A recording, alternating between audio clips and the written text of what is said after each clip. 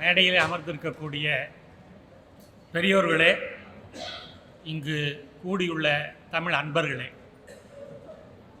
வணக்கம். இந்த நூல் வெளியீட்டு விழா முகூர்த்த அரங்கிலே நடக்கக்கூடிய முதல் இலக்கிய நிகழ்வு. சுப வேளையிலே நடக்கக்கூடிய இந்த முகூர்த்தங்கள் தொடர்ந்து இங்கு நடக்கட்டும். இது ஒரு நெகிழ்ச்சியான தருணம். நான் பிறவி பயனை அடைந்தது போல் ஒரு உணர்வை இன்றைக்கு அடைந்து விட்டேன்.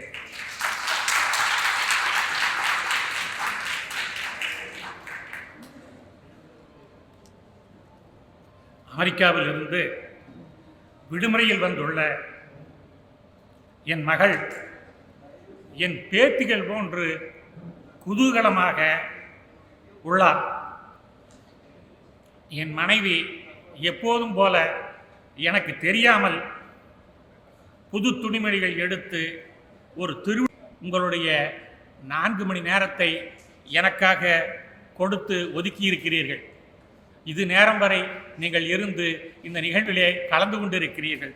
அதற்காக நான் உங்கள் அனைவரையும் இரு கரம் கூப்பி வணங்கி மகிழ்கின்றேன். இந்த நூல் வெளியீட்டு விழா ஒரு வருடத்திற்கு முன்பே நடந்திருக்க வேண்டும். ஆனால் என் உடல்நிலை காரணமாகவும் கொரோனா பேரிடர் காரணமாகவும் ஒரு வருடம் கழித்து இன்றைக்கு சிறப்பாக நடந்து கொண்டிருக்கிறது. முதலில் நான் இந்த நிகழ்வை இப்படி ஒரு வெளியீட்டு விழா வேண்டாம் என்று அண்ணன் ரவீந்திரன் அவரிடம் சொல்லிக் கொண்டிருந்தேன். இந்த விழாவிலே ஒரு ஆர்வம் இல்லாமல் தான் இருந்தேன். ஆனால் அவருடைய தூண்டுதலின் பேரில் தான் இந்த விழா இன்றைக்கு நடந்து கொண்டிருக்கிறது. எனக்கும் மகிழ்ச்சி. காரணம் என்னவென்றால், அமெரிக்காவிலிருந்து வந்திருக்கக்கூடிய என் மகள், மருமகன், குழந்தைகள் அனைவரும் இருக்கக்கூடிய இந்த வேளையிலே இப்படி ஒரு விழா நடப்பது எனக்கும் ஒரு மகிழ்ச்சியான விஷயம்தான்.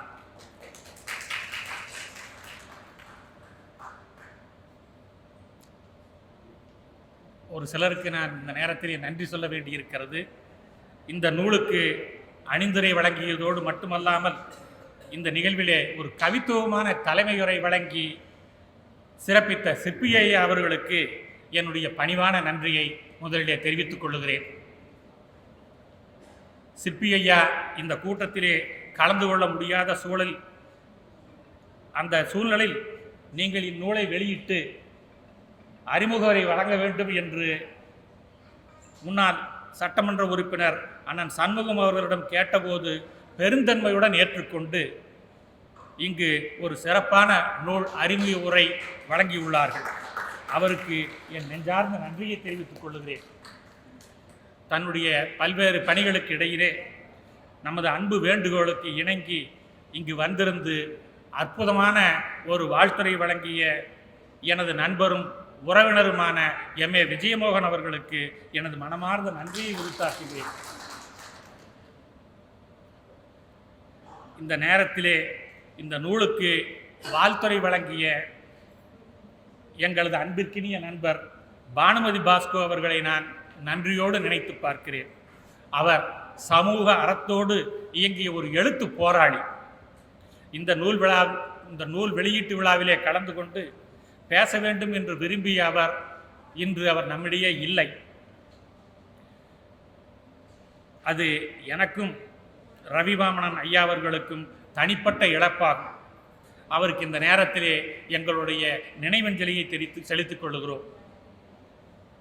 இந்த சிறுகதைகள் நூலாக வெளிவரவும், இந்த வெளியீட்டு விழா சிறப்பாக நடைபெறவும் மற்றும் எனது எழுத்து பணிக்கான அனைத்து முயற்சிகளிலும் பேருதவியாக இருந்து வரும் ரவிவாமணன் அண்ணா அவர்கள் எனக்கு உற்ற துணையாக இருப்பவர். அவருக்கு என்னுடைய அன்பும் நன்றியும் என்றென்றும் உரியது. இந்த சிறுகதைகளை வெளியிட்ட கொலுசு மின்னிதழ் ஆசிரியர் சுப்பரபாரதி மணியன் அவர்கள் என் மீது மிகுந்த பேரன்பு காட்டும் பெருந்தகையாளர். நான் உடல் நலிவுற்று சென்னையில் இருந்த வேளையில் திருப்பூரில் எனக்கு தெரியாமலேயே எனது நூலை வெளியிட்டதோடு இன்று மாலை கூட அவர் இந்த நூலினுடைய அறிமுக கூட்டத்தை நடத்த உள்ளார். அவருக்கு என்னுடைய நன்றியையும் மகிழ்ச்சியையும் மீண்டும் தெரிவித்துக் கொள்கிறேன். என்னையும் சேர்த்துத்தான் நீங்கள் வாசிப்பதாகவே நான் கருதுகிறேன். ஒரு படைப்பாளி அவன் படைப்பின் பின்னால் முழுவதுமாக தன்னுடைய சுயத்தை வெளிக்காட்டாமல் ஒளிந்து கொள்ள முடியாது. இந்த ஓடிப்பிடித்து விளையாடும் விளையாட்டிலே படைப்பாளி தன் திறமைப்பேற்ப என்னதான் சாமர்த்தியமாக விளையாடினாலும் ஒரு தேர்ந்த வாசகரிடம் அவன் தோற்றுத்தான் போகிறான். அதுவும் என்னை போன்ற அறிமுக எழுத்தால் வாசகனுக்கு கண்ணாமூச்சி விளையாடும் குழந்தையைப் போல. எல்லா கதைகளிலும் அவனையும் அறியாமல் மிகச் சுலபமாக அறிமுக எழுத்தாளன் அவனை காட்டிக் கொடுத்து விடுவான். ஆம், இந்த நூலை நீங்கள் வாசிப்பதன் மூலமாக ஒரு வாசகனாக நீங்கள் எளிதாக என்னை புரிந்து கொள்ள முடியும். என் சிறுகதைகள் அனைத்தும் நேர்மறையான கருத்துக்களோடு மனிதம் என்கிற மைய புள்ளியை சுற்றி பயணிக்கின்றன என்பதே எனக்கு மனநிறைவை தரும் செய்தியாகும். என் இளமை காலத்தில் எனக்கு சிவப்பு நிறம் பிடித்தது, பின் கருப்பு நிறமும் பிடித்தது, அதற்கு பின்பு கருப்பு சிவப்பும் பிடித்தது. வாழ்க்கையில் சந்தித்த அனுபவங்களாலும் புற அழுத்தங்களாலும் வயது கூட கூட தத்துவங்களின் மீது இருக்கக்கூடிய மதிப்பு எனக்கு என்றும் குறைவதில்லை, குறையவும் இல்லை. ஆனால் தத்துவங்களை பேசும் வாய்ப்பேச்சு வீரர்களின் மீதும் நிறங்களின் மீதும் நம்பிக்கை குறைந்து விட்டது. அதற்கான அடையாளம்தான் என்னுடைய புதிய பாதை முரண் கதைகள். இப்போது நான் அணிந்துள்ள வெள்ளை சட்டை போன்று இந்த வெள்ளை நிறம்தான் இப்போது பிடிக்கிறது. ஆம், எதையும் சமரசம் செய்து கொண்டு சரணடையும் சமாதான கொடியின் நிறம்தான் வெள்ளை. அந்த வெள்ளை நிறம்தான் இப்போது பிடிக்கிறது.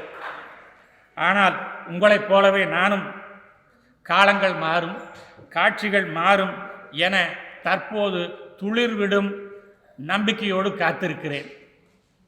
இன்றைக்கு இந்த நூல் வெளியீட்டு விழா ஏதோ தங்கள் குடும்ப விழா போன்று கம்பன் கலைமன்றம், பொள்ளாச்சி இலக்கிய வட்டம், கொலுசு இதழ் நிர்வாகிகள் ஒரு குழுவாக இணைந்து செயல்படுவதை பார்க்கும்போது நான் மிகுந்த மகிழ்ச்சி அடைகிறேன்.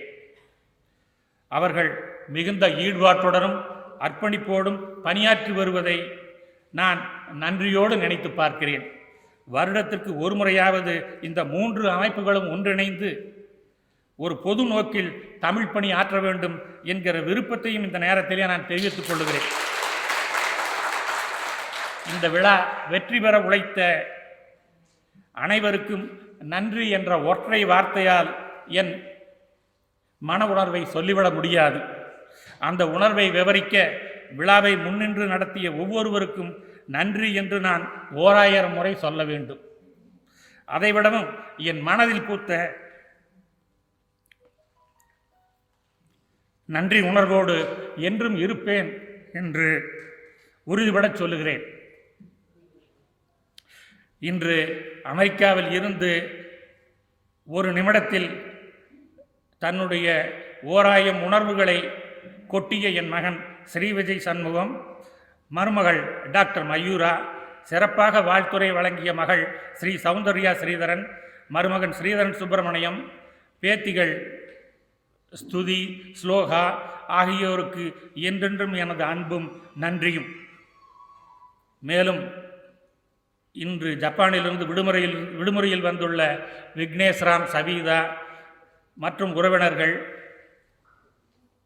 இந்த நிகழ்ச்சியிலே கலந்து கொண்டு பெருமை சேர்த்துள்ளார்கள். அவர்களுக்கு எனது வாழ்த்துக்கள். மேலும் பலர் கோட்டூரிலிருந்தும் கோவையிலிருந்தும் என்னுடைய சம்பந்தி திரு டாக்டர் எம் சுப்பிரமணியம் அவர்கள் வந்துள்ளார்கள். இதுபோன்று கந்தசாமி டிஎஃப்எஸ் அவர்கள் டிஎஃப்ஓ வந்திருக்கிறார்கள். இது போன்ற பெரியவர்களெல்லாம் வந்திருந்து இங்கு சிறப்பு சேர்த்திருக்கிறார்கள். அவர்கள் அனைவருக்கும் என்னுடைய வணக்கத்தை தெரிவித்துக் கொண்டு என்னுடைய ஏற்புரையை நிறைவு செய்கிறேன். நன்றி, வணக்கம்.